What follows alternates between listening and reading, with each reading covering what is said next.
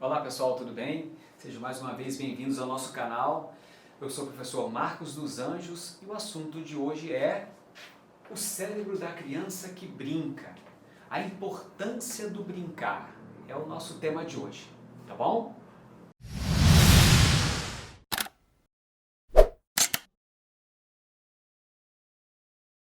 Então pessoal, dando início ao tema de hoje, o cérebro da criança que brinca. Por que é tão importante, motivar a criança a brincar, estimular, estar presente, né? Muitas vezes, depois que a criança nasce, os pais com 4 meses, 5 meses, já pega a criança e já bota na escolinha. Por que isso? Porque uma das coisas que se passa na cabeça dos pais é que como eles não têm tempo, então o que eles fazem? Eles deixam na escolinha e a escolinha então vai fazer esse papel de estimulação, de ajudar a criança muito mais do que eles, porque a princípio eles não têm tempo pela condição em que eles vivem, né? Muito bem, quando nós falamos de estimulação, a gente precisa aprender o seguinte: a estimulação acontece ainda na fase intrauterina. Existem várias formas de estimulação. Mas existem formas de estimulação que passam por fenômenos físicos. Por exemplo, a gente já falou sobre isso. As condições maternas, como a mãe enxerga o mundo à sua volta, tem uma condição de estimulação diretamente sobre o desenvolvimento da criança.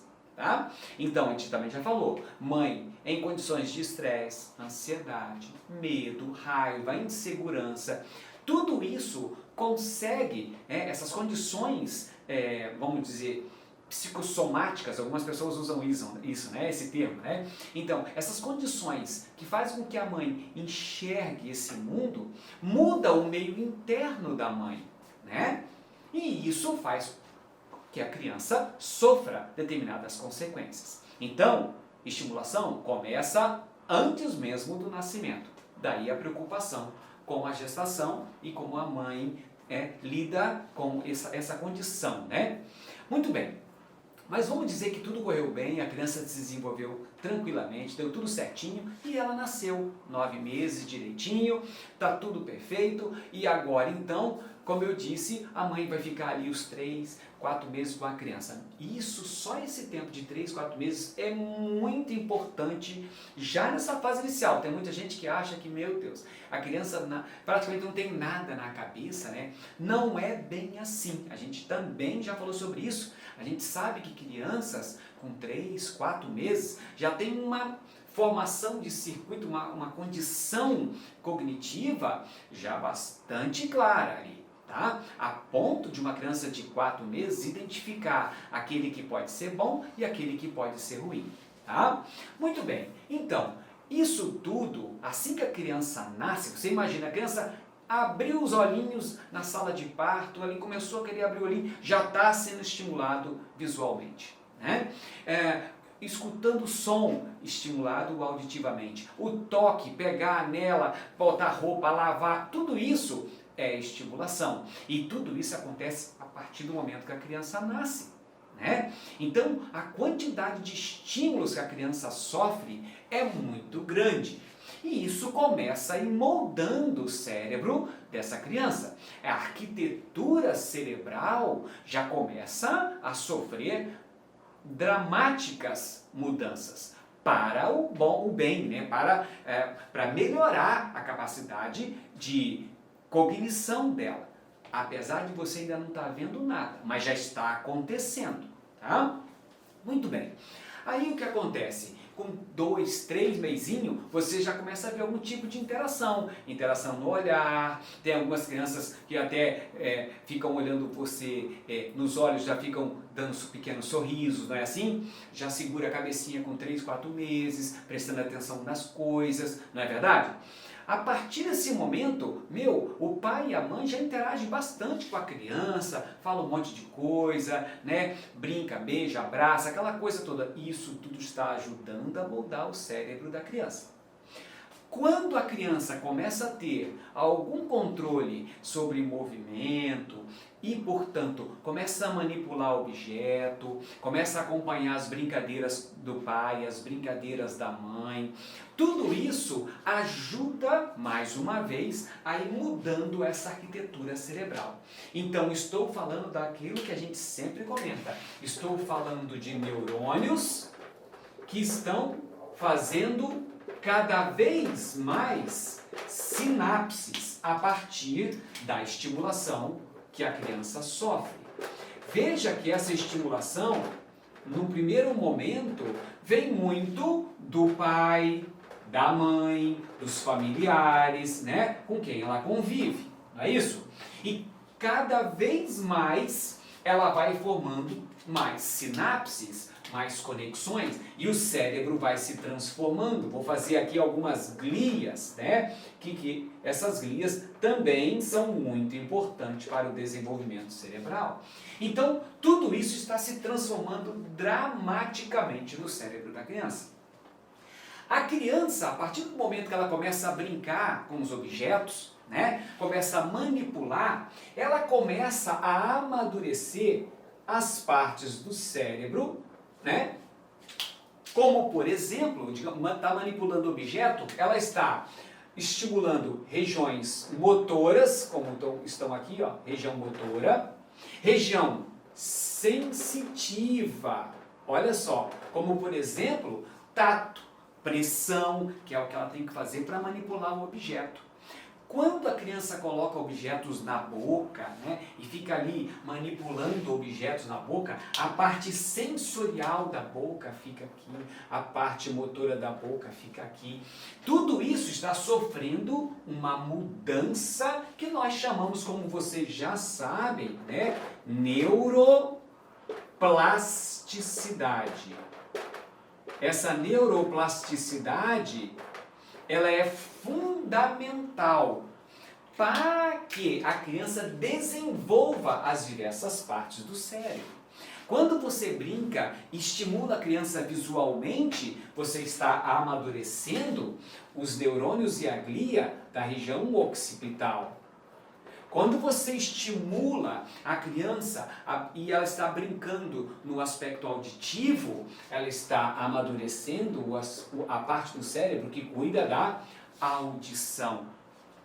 Quando você interage com a criança no aspecto relacionado à linguagem, aqui ó, linguagem.